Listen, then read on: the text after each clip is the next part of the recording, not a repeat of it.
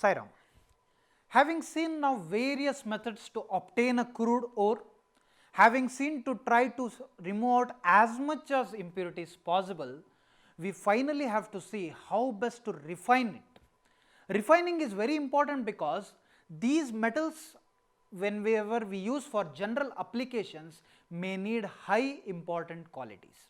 For example, we have many such computer chips and all which are used made up of germanium, silicon and other things. All this will actually require a purity of over 99%, 99.9%, 99.99%. This sort of excessive purity can only be obtained when we undertake certain refining methods. So, what are those refining methods? Let us just see some of them. The first one that I am going to tell you about is distillation. What is distillation? You actually come across this process in a practical purpose in the first year laboratory. Distillation is a process of separating two liquids which has different boiling points. If the boiling points are far away, you can use simple distillation. If the boiling points are very near, then you have to go for fractional distillation. So, the moment you see this word, you will realize that this method can only be possible if the compounds are able to dissolve in certain solvents. So, what is the process here? Supposing if I take a system and if I use these liquid parts, then I try to attach it to a certain collector after the process. What happens in this case is, whenever I supply heat from bottom, if there are two liquids where one is a pure metal, one is the impurities, these type of methods are only applicable if the pure metals have low boiling points like zinc. So, the low boiling liquids, because when you start applying the temperature, remember our room temperature is around 40 degree or say 35 degree or so. So, what happens when you try heating it, as the temperature goes above, your pure metal will have a certain boiling point, impurities will have a different boiling point. Remember that this process is only for pure metals having low boiling points. It will mean that the pure metal will first distill out. So, all the pure metal will come out and it will be collected in a collector being taken up here. So, what is the advantage in this is, all the impurities will settle back in the system and only the pure metal will come out and we can collect those parts. So, this is a specific method where we employ for low boiling metallic compounds which are soluble in liquids. If this is for low boiling compounds, we have another method for low melting compounds, and an example of that low melting point compound is tin. So, we will first see what is the process that is involved there. The process involved, we call it as liquation. Essentially, the word tells you that liquation means converting it into a liquid. So, what is the experimental setup that is generated?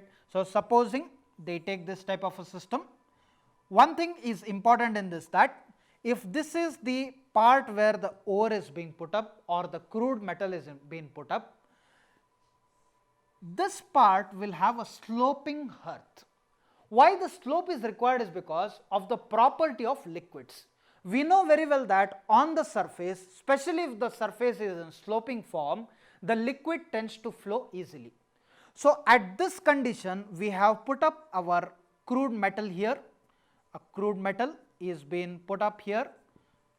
All that crude metal is collected here and this point is given heat. So, what happens here? Once you supply heat, remember that the compounds that we use here are those compounds which have low melting metals, which will mean that when you supply a certain amount of heat, the metal will be melted at the earliest and that metal will slowly come across the sloping earth and finally you can collect it at this point. So, what is the advantage of this? All the impurities which have a higher melting point will be storing themselves in this place only. Only the low melting liquid will come down the slope and be collected in a beaker which is kept below. So, this is the second method that is employed, which is called as liquation. So after this, after the refining from this liquefaction method, we also have another method called as electrolytic refining.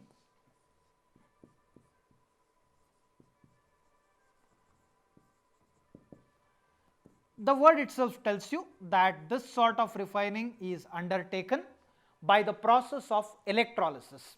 We have already just now studied the process of electrolysis with respect to aluminum metal. So once again, to just go about with that, if I have a system where in a beaker, if I tend to have an electrolyte, this if I consider to be electrolyte, I will naturally have two electrodes.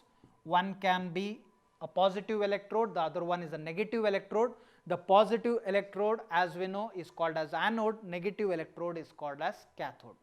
So this type of methodology is employed for refining, especially to obtain metals which can be very easily electrochemically plated. The best example of this happens to be copper, because the reactivity of copper is pretty less. So what is done here is, in one of the electrodes which is happening to be on one side, we make use of the impure copper which is available for refining, and on the other side we use a thin strip of pure copper which is available for us. Now where do we get this thin strip of pure copper? It is only obtainable from our earlier processes that we do, which means that every process that you generate copper, a small amount of that copper is used for the next process also. So a thin strip of copper, pure copper is used. This impure copper, whatever is there, is being made as anode. An important requirement of electrolyte is that the electrolyte should have a common ion with the metal. The metal used here is copper, so the electrolyte should compulsorily be a solution of copper only. And the best possible solution we have is copper sulfate. So what happens with this system now? Now where this impure copper is present, copper in the system will like to give away electrons, and thereby all the impure copper will come into this solution. So this will lead to copper giving out 2 electrons, and once it gives out electrons, it means that it will have a positive charge. We know very well that those elements which leave electrons hold positive charge, whereas those which accept electrons have negative charges on it. So this copper solution which is there here, which was originally copper sulfate, will have this impure copper now dissolved in it. And at the other electrode we have copper solution which will accept the electrons and form a pure copper metal. This is how this impure copper will first be electrolytically mixed in the solution, and then after accepting the electrons will again be converted into this pure copper. Remember, we had just taken a small strip of copper, now it will be made into a large one because a lot of copper is deposited. Along with this, the solution will dissolve reactive compounds like zinc or aluminum and other reactive elements. Those will remain dissolved in this solution, only copper will be attracted in the pure copper electrode. Along with this, we have a muddy particle system which is present here. This is called as anode mud. What is this anode mud is?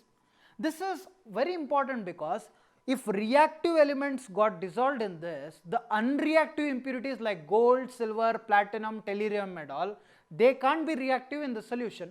So what they do is they settle down in the system, and this anode mud is very important economically because you can extract back gold, silver and other important materials in these cases. So this is how the electrolytic refining is been taking place. After this method, we have zone refining. So what is this zone refining?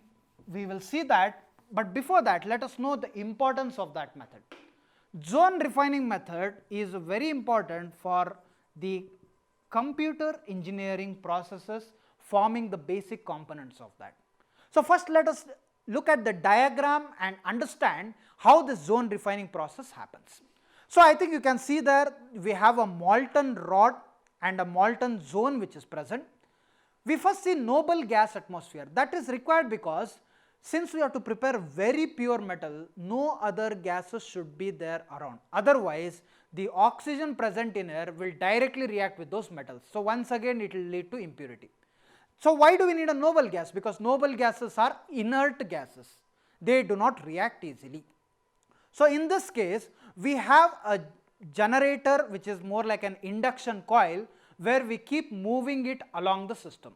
So from one side we move it to the other side. The principle involved here is that impurities are soluble in these type of molten solutions.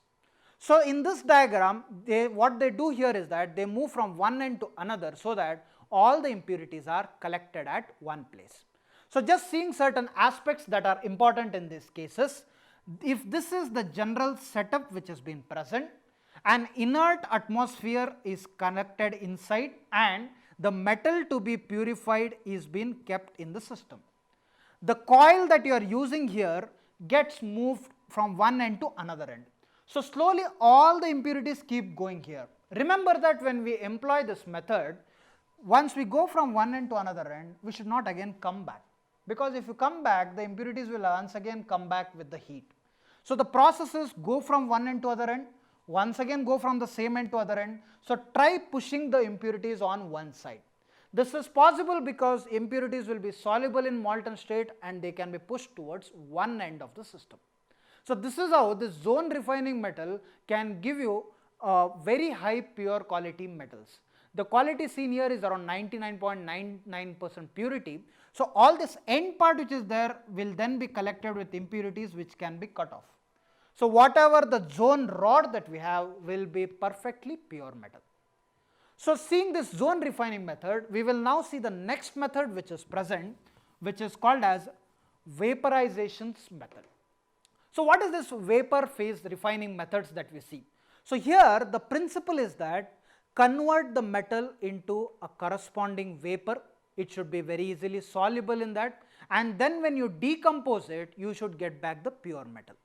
So let us understand this by examples. The first example is by a named reaction called as Mond's process. So what does Mond's process say? It is dealing with purification of nickel. Nickel is treated with carbon monoxide, say at around 350 Kelvin. This compound will give a complex which is called as nickel tetracarbonyl. So because of this balancing, we need 4CO. This nickel tetracarbonyl, remember, is a combination of these two, where nickel, the carbon monoxide is a gas. So what this has done is, it has taken away the nickel metal as well as the impurities associated. So how to get away these impurities now is, this nickel tetracarbonyl which is present at a little higher temperature can give back nickel and carbon monoxide. When this carbon monoxide goes away, it takes away any other impurities that are present with this nickel. So again, once again, what is the difference between these two nickel is, the earlier nickel was a crude nickel metal, this is a pure form of nickel metal. This is how one method is been employed, where this is the vapor form which is formed, and that vapor is decomposed back to obtain nickel and carbon monoxide gas. Another method that we come across is by another scientist, which is called as Van Arkel process. Van Arkel process. So what did he say? He did the reactions by taking examples of zirconium and titanium. These two metals, they could be reacted with iodine gas. So iodine gas, when the reaction was done in these cases, they form a metal like ZrI4, where this compound was volatile in nature. Volatile means that they are easily able to evaporate themselves. So when they are easily able to evaporate themselves, we need to collect them, and having collected the zirconium iodide compound at around 1800 Kelvin, it was decomposed back to form zirconium and iodine gas. Same principles are here. The earlier zirconium was a crude zirconium metal, whereas the last one is a purified zirconium metal. So these are the processes that are involved under Van Arkel methods. Another example that was done here was titanium and having the same processes. So finally, having seen all these processes, we will look into the last method, which is nothing but chromatography. So what does the word indicate? chromatography. The chroma indicates color. This method was first utilized only to form colored compounds in these cases. So, nowadays this method is utilized for all the components which are present. So, what happens here is we have a tube. This tube which is there, we will fill it with certain type of adsorbents. So, what are adsorbents? Are those compounds which are able to attract elements on their surface. This adsorbent will then be filled, the upper layer which is there will be filled with the crude metal that we have, and a good solvent is added such that it gets collected. All the impurities which are there will flow down this crude metal, and since there is an opening here present, we can collect all the impurities down and the pure metal will be left over in this case. This is how the chromatographic technique works, where we call this as column chromatography, since we have a column here. We also have other methodologies like paper chromatography and all, which is out of scope of this textbook. So, here in this column chromatography, the crude metal will be dissolved in a solvent, all the impurities will come down with the support of the solvent, whereas the required metal which is there will be left over at the earlier steps. These are the steps that we see having been involved in refining. Thank you. Sai Ram.